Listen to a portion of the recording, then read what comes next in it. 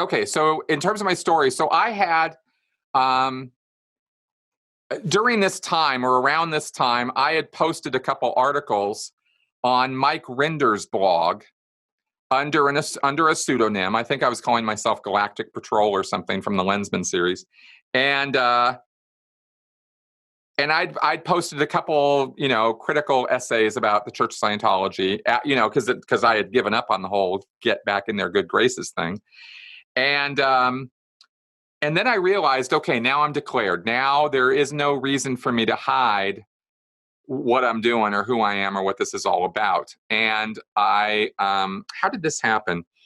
I was in touch with a woman named Karen de la Carriere out in Los Angeles. She is an ex-COS-member, worked directly under L. Ron Hubbard for many, many, many years. And she had a channel, a YouTube channel called Surviving Scientology. And she heard about what had happened. And I can't remember exactly how. I think I got on forums or I got on the phone with her somehow. And she invited me out to LA to be on her channel. And I thought, okay, here we go. I can actually do this under my own name now. And I was eager to talk because, as you have noticed, I don't have a problem talking. And I wanted to get the word out about this. And I thought, I've got things to say. I've got things people should know about in regards to what Scientology is actually up to. And so she flew me out to LA and I did some videos on her channel. She interviewed me. And I came out and it was Chris Shelton Speaks, right? And I'd been around in the Western United States all these years in org management and stuff. So I had met probably thousands of Scientologists. I mean, people kind of knew who my name in one way or another. I wasn't a Scientology celebrity or VIP, but I had been around long enough in the Western United States that all the staff and a lot of the public knew me. So when a video came out with my name saying Chris Shelton speaks out against Scientology, it got some views. And the most amazing thing, though, and I did not see this coming at all, was once those videos started posting, okay, now I was out loud and proud under my own name. I had never done this up until now. And other former Scientologists who had known me during these years, including staff members from Santa Barbara who were no longer Scientologists, who had gotten out, started reaching out to me and contacting me. And I was blown away. I could not believe some of the people who had left that I had lost touch with over all the years. And so we were reconnecting. So in a funny way, I had all this disconnection happen. My ex-wife, friends I had in the Sea Org for, decades. Of course, that all the Scientologists in Minnesota, like my Facebook friend list went to nothing overnight, like it went from 100 to 0, right? Like just like that. So I had to rebuild everything, right? So suddenly some of these people are reaching out to me and I'm reestablishing connections with people that I had lost touch with. And I'm introduced to this whole world of, this whole bigger world now of ex-Scientologists and YouTube ex-Scientologists and Facebook groups that were about ex-Scientology. I hadn't been connected with any of that stuff yet.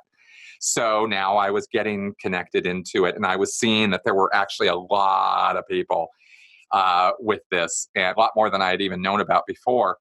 And I felt again validated, reassured that I was not crazy or stupid, and that I was doing the right thing, and people were reacting with a lot of shock to some of the stuff that I was saying about what was going on behind the scenes, because there was some things I was talking about that other people hadn't been talking about yet. And so I did this series of videos with her, and then I went back home and I thought, well, hell, I've got some things. I sat down and I wrote a very long article, which I had hoped I would be able to get printed in a news media, maybe a local paper or something, there in Minnesota, about why I thought Scientology was going to be the author of its own undoing. right? And the way I constructed the thought process and put it all together was like 6 or 7. I think there were like 6 basic points, and they all basically evolved or revolved around the idea that Scientology's destruction was literally built into its own DNA. That was how I put it. All right, its destruction is in its own DNA, and I think that was the original title of the thing. And it was a pretty extensive article. I think it was about 3,500, 4,000 words or something. Too big to make as a blog post. And I think I had started a blog, and I posted a few articles or something, or reprinted some articles that I had posted on Mike's blog. And I thought I would blog. I thought that would be a way to get some things out there about what I was thinking. But I had this monster article, and it was too big. And I thought, well, hell, what am I going to do here? I could, see if I could get it posted in the local paper, but that's only going to be local. That's not going to be international. Nobody else is going to see it. What am I going to do? And I thought, well, hell, wait a minute. What about YouTube? People like watching videos a lot more than they like reading, I learned, because I'd posted some articles, and, maybe 100 people would read it, but it wasn't getting any big, look. And I wanted to get the word out to people all over the place that Scientology was bad news. I was definitely motivated to do that. And I thought, YouTube, maybe I could do YouTube. Maybe I could make videos. And this was the germ that became my channel, because I had this article, and I went out and bought a $99 camera, and I got some white butcher paper to hang on a thing behind me, and I got a couple of lights, and I looked up on YouTube, how do you do lighting and how do you shoot stuff, and I didn't know about it. I had to really do a whole lot of this stuff. I had done a little bit of video work when I was in the church, and I had made a video, a recruitment video, when I was in Twin Cities. And that was the first time I'd ever done anything with iMovie or any of that. So other than that one experience, I hadn't ever done any video work. So I was kind of teaching myself how to do it with YouTube videos. What's 3-point lighting? What's this? What's that? And I put these, and I scripted out. I broke the article down into bite-sized chunks, and I scripted out a bunch of about, I think, 5 or 6 videos. And I proceeded to start producing them. And I just put myself in a black t-shirt on a white background, because I didn't want me to be the message. I wanted the message to get across, not me. It wasn't about me.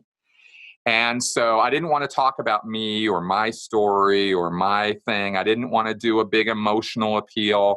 I wanted to talk about what was wrong with the church. And I was inspired by Carl Sagan, because I thought, if I'm going to do this, I want the things I say to last. I want them to be what I learned. I wanted it to be evergreen content. I wanted it to always be relevant.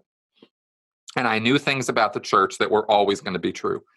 No matter what the church said or did, or what smoke and mirrors it tried to, show people, I knew this would be the way to do this, would be to put this content out there that was just always going to be true about the church.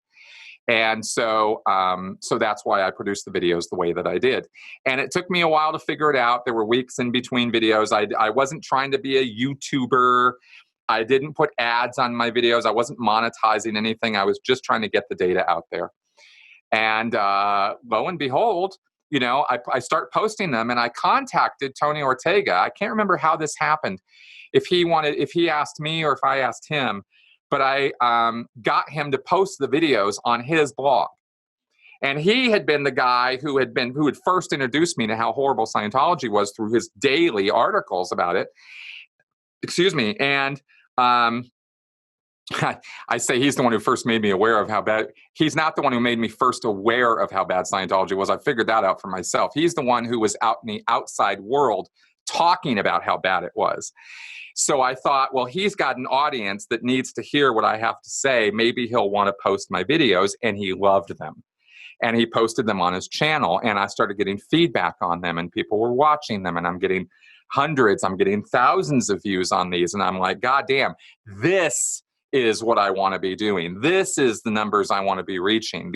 I can reach Scientologists with this, on YouTube, right? And it's a short thing. These videos are 10, 15 minutes long. So it's not any huge investment of time as opposed to reading the articles. People seem to have a real problem with that. So video it is. And for the rest of the year, this is now 2014, I produced the rest of these videos and a couple others. And that was the start of my YouTube channel. Now, obviously, because I had been, well, actually, earlier than that, I had lost the job in Minnesota with a Scientologist way before the disconnection thing happened. But I think it might have been related to it. I think it might have been, but I can't be sure.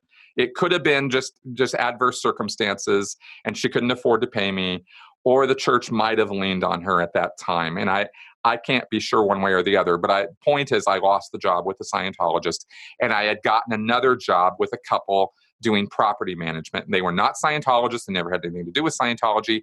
And most important of all, they were willing to lend me a sympathetic ear. And I actually told them as my employers that I was going to start producing content about the Church of Scientology, and there might be some backlash.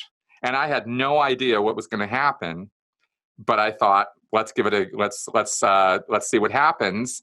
And maybe I'll get fair game. Maybe they'll come after me. Maybe they'll picket my apartment. Maybe they'll start following me around. I don't know, but I want to be ready if they do. And so I told my employers about it, and they were amazing. They were so wonderful. They both were like, bring it on, and they weren't afraid of the Church of Scientology at all. That helped a lot. So again, I'm lucky that way. I've had a series of very fortunate circumstances, all things considered. So I was doing these videos, and nothing was really happening, which was kind of cool. I was okay with that, as far as any backlash from the church goes. But I was getting a lot of positive feedback and reinforcement. And what was also happening sort of behind the scenes was I was kind of trying to figure out how to come to terms with the loss of all of this stuff, all these people out of my life now, and my life totally changing, and my life goals totally changing, like everything changing. And that was hard. That was the really hard part.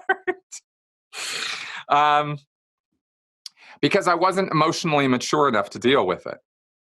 Scientology had created a system which was actively suppressing emotions. And I was not able to deal with the loss and the trauma of what I was experiencing, And I was kind of going at it by myself. I hadn't gone and gotten any counseling or therapy or anything. I couldn't afford it. I didn't have health insurance. I didn't have any ability to do anything like that. So instead, what I was doing was I was reading books, and I was reading a lot of articles on the internet, and I was watching a lot of videos from people, and I was contacting people who'd been out of Scientology for a long, long time, who had already been down these roads. John Atack comes to mind as somebody who I hooked up with, who was really, really helpful to me, because he had deconstructed all of Scientology for himself, and he had gotten out back in the 80s. And he'd been involved in court cases and had been an expert witness, or had been a consultant, and not an expert witness, but he'd been a consultant, and he'd helped out with these cases. And he had done a real championship job of deconstructing a lot of Scientology's nonsense. So his work was helping me, and talking with him and talking with Tony and talking with other people through the forums and the chats and everything. And that was starting to open things up for me. And then let me break in and ask a couple questions. Yep. So you're doing what job while you're starting your YouTube channel? So I'm doing property management. Okay. Yeah, so I'm working for a couple who own buildings in Minnesota and rent out the offices. Okay, so you're single and you're working for property management, and you're doing a YouTube channel on the side. Yep. And then when you talk about like not coming to grips with the personal implications, so what are you struggling with? What does that look like in your life? How are the problems emerging in your life that you need to deal with? Are you saying you got addicted to something, or you like can't sleep, or you're depressed? Like, Well, no. Oh, sorry. Yeah. Boy, there's just all these details to this stuff. Oh, it's okay. I just am curious. No. It's good. Yeah, because the stuff kind of all jumbles together a little bit in some ways, but I mean, there were a lot of nightmares. I mean, there was PTSD symptoms all over the place. I didn't even know what PTSD was yet, right? I mean, I was kind of learning as I was going here, and I can't remember the exact date that I learned about PTSD, but it was in this time period, right? 2014 to going into 2015 is where I really started getting a grip on what I had been involved in and like personally. And the emotional component was the hardest. And let me explain why. In Scientology, and especially in the Sea Org, as a staff member and as a Sea Org member, there's a guideline, there's a policy in the church that demands that you not show that any stress, trauma, misemotion, as I described it earlier. You can't show any of that stuff when you're on the job. And you go, okay.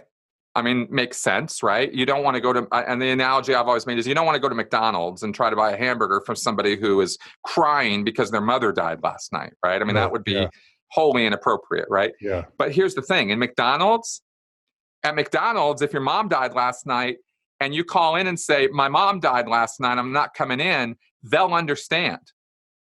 They'll give you the day off. There's bereavement leave. There's all kinds of things that the society recognizes that there are emotional needs that people have. There's companies that are dicks, but, people understand this. Not in Scientology, they don't. If your mother died last night, it's shut up, buck up, stop crying, and, get to work. Drown your sorrows in your work, is sort of the attitude. And, your girl left you last night, drown your sorrows in your course work. Like Scientologists just don't care. Yeah. So there's a rule, and the rule is stated, no case on post. Okay, which means case is all your bullshit, all your stuff, all your emotional trauma and stress and all that stuff. All the stuff you go into auditing to handle is your case. And when you're on the job, you have to act as though that case does not exist. Fine. Like I said, you go into McDonald's, you don't want to be served by somebody who's crying. I get it. Like at a customer service level, that makes sense. A lot of Scientology staff members and Sea Org members are public facing. They're dealing with the public all the time. They need to be putting on a happy face and doing the customer service job. Understood. But Scientology, like everything else, dials it up to 11, where when you're living Scientology as a staff member, when you're living as a Sea Org member, you're only on post all the time. Yeah. The only time you're not on post is when you go home and go to bed at night. So no case on post stretched out over days, weeks, months, years. Yeah. You're just always packing it down. You're packing it down. Exactly. Yeah. Exactly. Yeah. And after you pack it down for a couple of years, you forget how to not do that. Yeah. You forget how to experience emotion in a healthy way. Yeah. You are also being indoctrinated with information that tells you that your emotions are illusions, are meaningless, that you're the one who controls your emotions. Yeah. 24/7. Yeah. Right? That emotions are not, something that you need to dramatize. It all goes back to the reactive mind and all that stuff. So when you come out of a situation like that, and emotions was not something I recognized I had a problem with, right? My psychology was still like, what? And I had some major losses, some major, like they're gone. People are out of my life now that I loved. Lots of them. So I didn't know how to process that. It's kind of like, if you had a breakup times 20, right? Times 30. Yeah. Like, how do you process that? Well, I had no idea. And all I knew how to do was suppress it and suppress it and suppress it. And so for all of 2014 and most of pretty good chunk of 2015, that's what I was doing. Yeah. And it started dawning on me I think it was about halfway through 2015, maybe a little earlier, but I think it was about a good year or two before it started dawning on me that how I was dealing with my emotional life was unhealthy. Just avoiding, in a very significant way. Avoiding your emotions. Yeah. Clamping them down, denying that they exist. Yeah. Avoiding is sort of recognizing they exist. Yeah. I didn't even acknowledge that they existed. Yeah. And I slowly started learning that your emotional health had something to do with your physical health and your mental well-being and stuff. Right. And it was a slow process, but I remember the moment. I don't remember exactly precisely where I was located, but I do remember the moment where I thought to myself for the first time, I'm not dealing with this well. I'm supposed to experience emotions, not avoid them or suppress them. And then once I thought that, I had to think, okay, well, how do I do that? And that opened up a whole can of worms. And so I started dealing with that and started learning that emotions are not things to be avoided, and they're not bad things, and they're just things. They're just a component of your life. And that if you try to suppress them or deal with them in an unhealthy way, that can have its own set of problems. And that perhaps some of the PTSD that I was just starting to learn about as a concept was coming from some of this emotional suppression. Maybe some of these nightmares had something to do with that, because I was having nightmares on a fairly regular basis about being trapped back in the Sea Org and back in Scientology and being stuck there. So that started kind of playing out, and I started reading about that and learning about it. And I'd been really studying a lot about critical thinking and logic and reason and logical fallacies. I'd been spending a lot of time on that. And now I started sliding more over to psychology. And that opened the door to sociology as well. And I think that's when I started talking in my videos more about psychology and sociology. And I started doing a Q&A because I'd been being asked all these questions all the time about my Scientology experiences online. I was willing to answer anybody about anything. But I was being inundated all the time with questions and stuff in the comment sections of my YouTube videos. People were asking me tons and tons of questions. And I thought, maybe I could do a Q&A show on my YouTube channel. And I could actually have a YouTube channel that doesn't just post irregularly. I'd started kind of really liking YouTube experience as a creator. I'd really been enjoying creating these videos and making the graphics and putting all this stuff together. It really appealed to my creative side. And I thought, well, maybe I could make a go of this on YouTube and have a more regular channel. And I learned that if you want to build up a channel and talk about stuff and build up a community, that you have to post routinely, regularly, every week. So I thought a Q&A show might be a great way to do that. So I started that up. And I started answering people's questions. And then they just kept coming and coming and coming. I can't believe I've had 230 plus episodes of Q&A since then. People just, and I don't repeat questions that often. So people just have a lot of questions about this stuff, and that opened the door to other videos and other things. And I think it was in 2016, I moved to Denver in late 2015. I think I left Minnesota. I had an opportunity to come here and I took it because there was no reason for me to stay in Minnesota anymore. It was cold. I didn't like it there. I'd grown up in California. I appreciated having 4 seasons, but 8 months of winter was a bit much. So Denver presented itself as a possibility, and I don't want to go back to California. So I thought Denver might be a good middle ground. For a job. And it has been. For a job. Yeah. What's that? For a job? No, I actually just moved to get out of Minnesota, but there were some ex-Scientologists here. Like the Headleys live here and some other people live here, and they helped me get a job.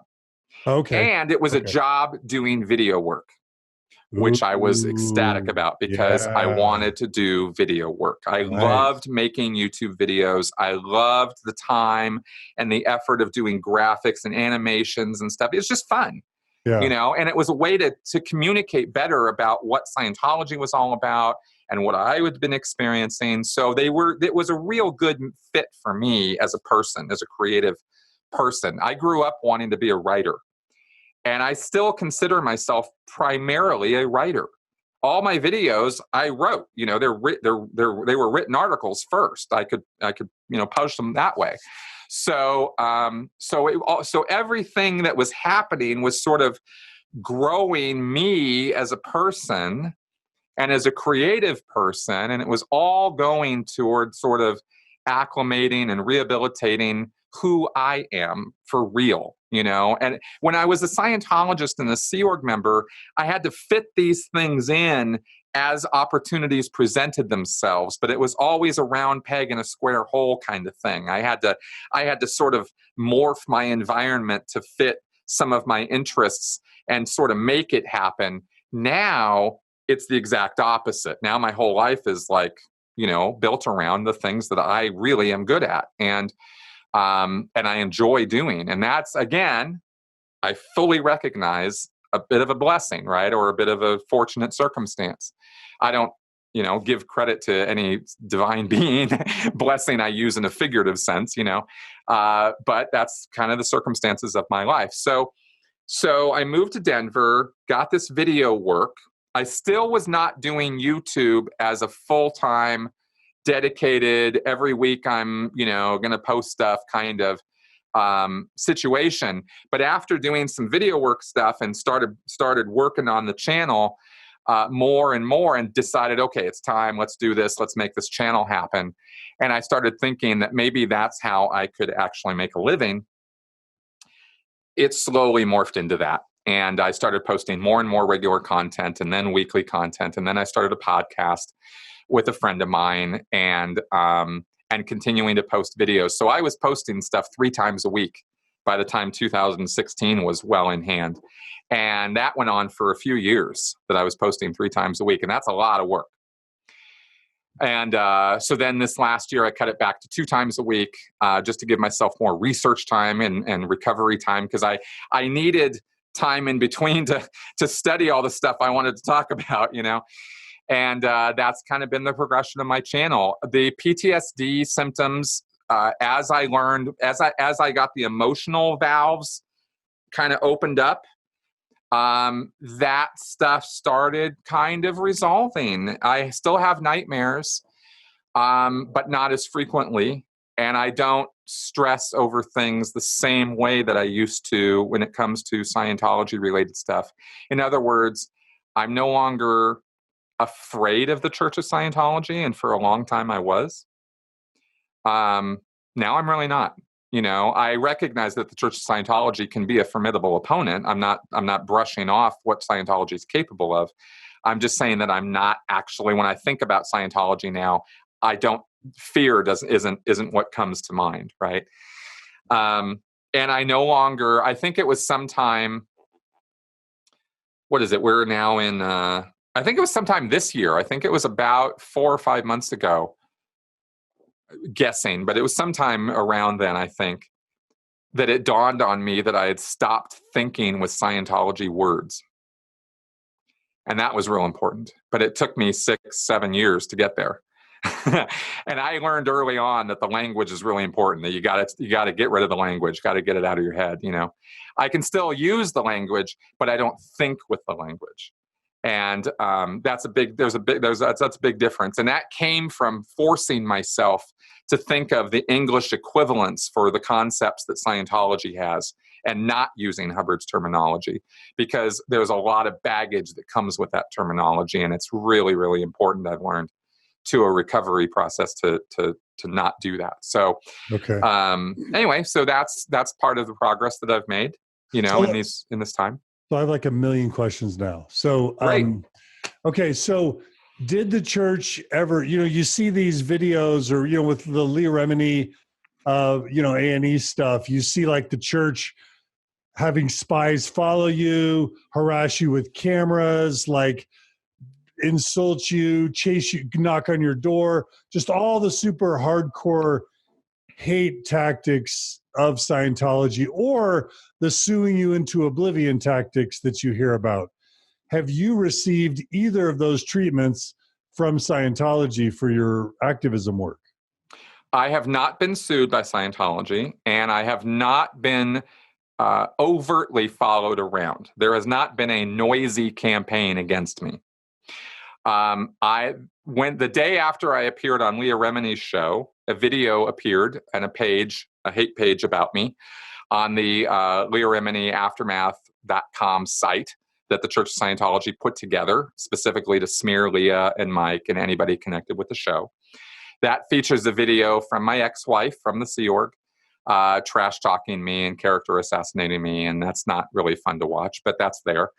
And there's a bunch of lies about me, which I won't bother to repeat here, but let's just say there's a lot of inaccuracies in that article. So the Scientology interviewed your ex-wife and has published untrue things about you to smear your reputation. Absolutely. Yes, that's happened. Okay. That's still up. That site is still there. And they've paid money to get that at the top of Google searches. I know, because I've done, non-logged in Google searches of my name, and that's what comes up at the top of the string, right? And that means it's paid for. So that's a thing. And I've gotten, the internet trolling, and I've gotten some pretty bizarre and sometimes disturbing emails from people.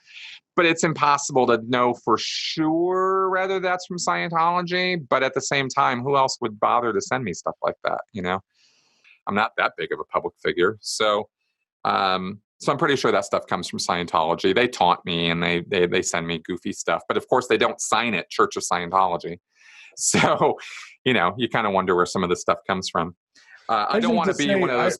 I'm looking at this video now. It's got to be hurtful to have your ex-wife speak unkindly about you publicly. It is one of the weirdest feelings. I haven't been able to put into words how it feels. It's very weird. It's weird when you put yourself out as a public figure. It's weird that people start talking about you as though they know things about you that they don't. Yeah.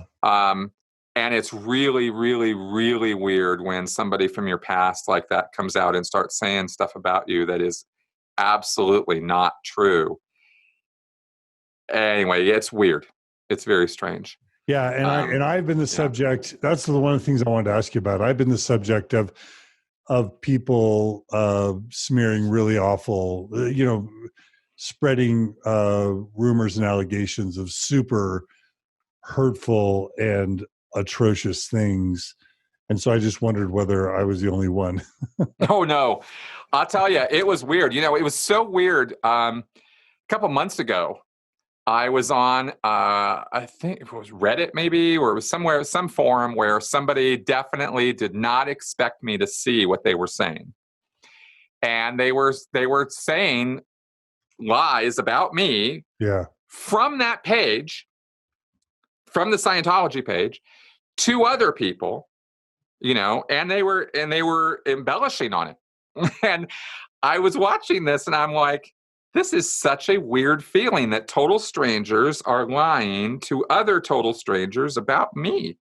Yeah. Wow. That's just this very creepy, strange feeling. And I got, okay, that's what it means to be a public figure. I get it, but yeah. And I have that too. I have these people that create fake internet profiles or fake Facebook profiles. And then they just, whoever I am friends with, wherever I comment, wherever I make a post, they're in there making the most horrible allegations that you could imagine. And it has caused people to decrease their support or take their support away or stop listening because as soon as you associate somebody with certain allegations, it's like, oh my gosh, that's so horrible. I don't want any part of this person. And it's a really effective way to really hijack and decrease the effectiveness of somebody speaking out to try and speak truth, honestly. And that's exactly right. And I've experienced the exact same thing. And it causes you to not be able to sleep at night. What if someone hurts me? What if they hurt my family? What if what if everything that I've tried to build gets destroyed? And it makes it so you want to do good, but you're always worrying about whether you're one rumor or one false allegation away from complete annihilation. That's exactly right. And that's a bit of a reflection on the society we live in now. But with these groups, we have more reason than other people to be afraid of that, because there are people who are literally paid money to character assassinate us online without us ever being able to fight back or even know who those people are. And it is more than disturbing. I agree that it has definitely cost me support, time, effort, people believing what I have to say because they believe what the church says. And sometimes it's not, the real scary stuff is when it's not obviously the church, but it is obviously the church. But there's some other name. People who are not as familiar with what Scientology gets up to will give more credibility to, some of this stuff than they should. So it is damaging. It's damaging the reputation. It's damaging the income. It's just annoying as hell on top of it. And here's the thing about this. I've gotten away with things that, as a church critic, that, say Leah and Mike, they're on a bigger stage than I am. So they're going to get more heat from the church, of course, than I am.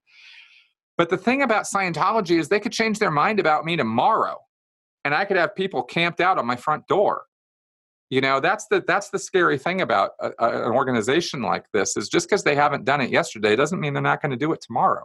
And that's a reality I have to live with. I've again considered myself very fortunate to have not gotten as much heat and pressure and stress and character assassination as Leah and Mike or Tony Ortega or some other critics. In a way, I've wondered about it and thought, well, that's, interesting. I mean, considering the amount of content and stuff I've put up, but okay, I'm not doing this to get fair gamed. I don't want that to happen to me. So I'm perfectly happy that it's not. But that doesn't mean it's not ever gonna, or that they aren't doing a covert campaign. And that's why I stress overt versus covert when I talk about what the church has done against my work. So fair gamed is when they do, it's when they do things like what? Stalking, harassment. I mean, any of this stuff is fair gaming. I have been fair gamed. I'm just not fair game to the level that, Leah and Mike are. Fair game comes from 1967. There was a policy letter Hubbard wrote, which was later canceled, but the practice is still in full force. And fair game means that this individual who is labeled as fair game means Scientologists are authorized to do anything they want to that person, and nothing bad. There will be no bad consequences to them from Scientology based on Scientology's ethics and justice codes. And Scientology has extensive lists of rules and guidelines and codes as to what you can and can't do. And for example, you're not supposed to badmouth fellow Scientologists in a public forum. You're not supposed to bring legal suit against Scientologists. You're not supposed to do this and this and this to them. Well, all that's canceled when you're declared fair game. Now Scientologists can do whatever they want to you, and the church will just go, yep, not a problem. We don't care. We're all good with that. And in the past, Hubbard actually recommended in writing using violence against church critics. He referred to, sort of euphemistically referred to shooting them with a .45 pistol. And we know that there has been breaking and entering and stalking and harassment, and private investigators sicked on people. There was one guy who had people camped outside of his house for months, just out there following him everywhere he went, following his wife everywhere he went. It was ridiculous. So this is the kind of stuff they can get up to when they really decide that they need to do something about you, Wow. And this website, Leah Remini Aftermath, looks like that's a Scientology website. It's completely a Scientology website. To fair game Leah Remini. Leah, Mike, and everybody who was ever on the show. They all get hate pages. It's like Oprah. Everybody gets a hate page. Everybody gets fair gamed, This is helping me understand what's happened to me, because I haven't been thinking about this in the way that you're describing the way science, but but I've been trying to make sense of the hate and the adversity that I've experienced, and thinking of it as coming from the church and from people in the church helps me think better about what's happened to me, because I haven't thought enough about how the church might be involved in the things that I've had to face. Oh yeah, no, it's a thing. I'm just going to stretch my legs a little here. If you don't want to be paranoid, right? This is the constant struggle for us as Scientology critics, right? Is you don't want to be paranoid. You don't want to think every single little criticism or troll comment is, must be from the church or must be from OSA. But you have to deal with the reality that these are people who monitor our internet 24/7. These are people who have people dedicated to watching social media. These are people who are dedicated to and who hire private investigators to follow you and stalk and harass you. The stalking can occur without you knowing anything about it. The Church of Scientology followed, David Miscavige had 2 private investigators follow a man for 25 years, and he never picked up that he was being followed. 25 years, they were monitoring this guy's communications, friendships, relationships, jobs. They were monitoring everything about his life and reporting every week back to David Miscavige on what he was doing, where he was living, who he was meeting with. And the guy never had any idea that was happening.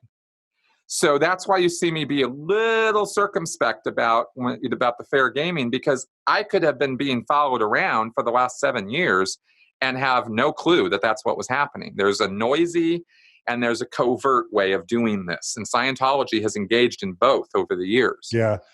And I'm being told more and more that the Mormon Church does this too, with people like me, Sam Young, Bill Reel, others.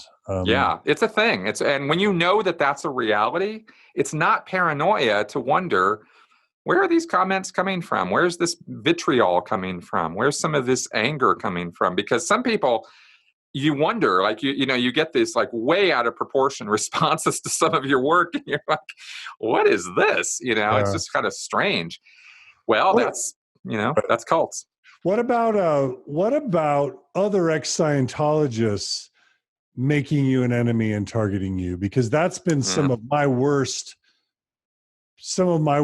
and I talked to Sam Young about this. He's the guy who's doing activism to help prevent child abuse and to help prevent these one-on-one interviews with church leaders where kids are getting raped and abused and shamed and all that, pornography and masturbation shame and LGBT reparative therapy stuff is coming out of these one-on-one interviews with bishops. And Sam, talked to me about the friendly fire and how oftentimes his worst adversity is from other ex-Mormons and other post-Mormons. If you had to deal with any of that, ex-Scientologists, turf battles, envy, jealousy, and ex-Scientologists making you a target. Yes, absolutely. Tell me about that, because I get that, and it's probably the worst of the worst. I know it can be, and that's the thing that I have to balance a lot of the Scientology. What has happened with you? What happened? Well, I'll tell you. So, but first, I want to say something about this, because it's important that I say this as a precursor. Okay. I've experienced a lot of shellackings, a lot of nonsense, a lot of trolling from ex-Scientologists. There are people who absolutely hate me and everything I stand for, and call me a hypocrite and call me a liar and say I don't know what I'm talking about.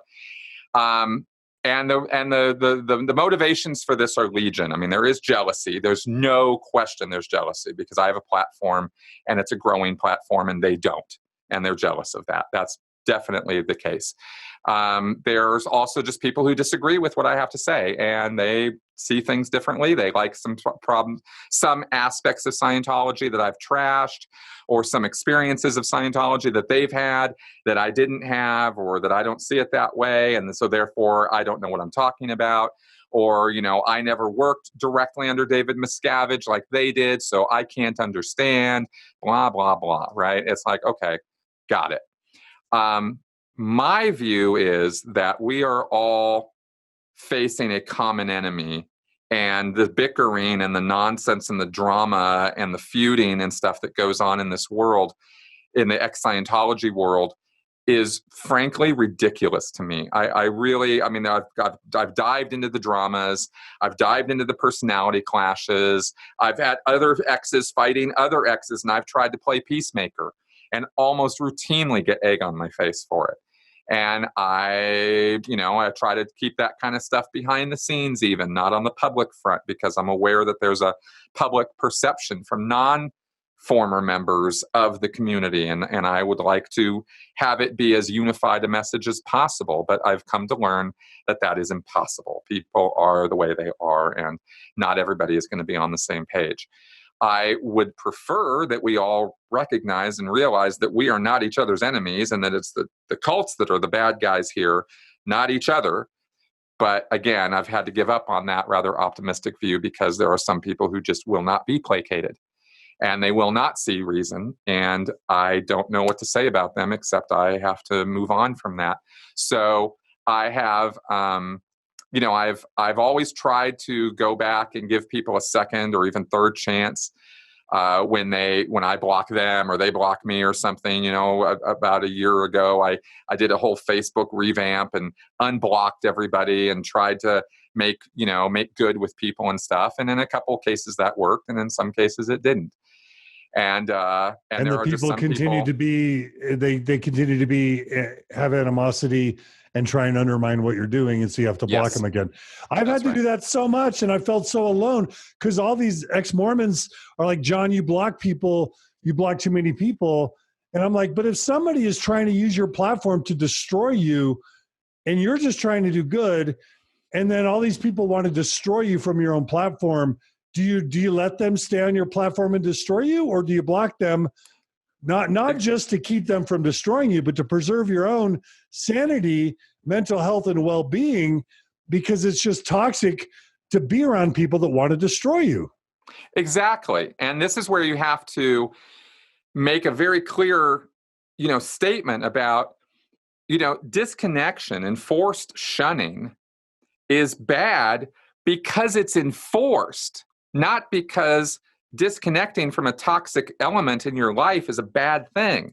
There's nothing wrong with disconnecting from toxic elements in your life, including people who don't have your best interests at heart.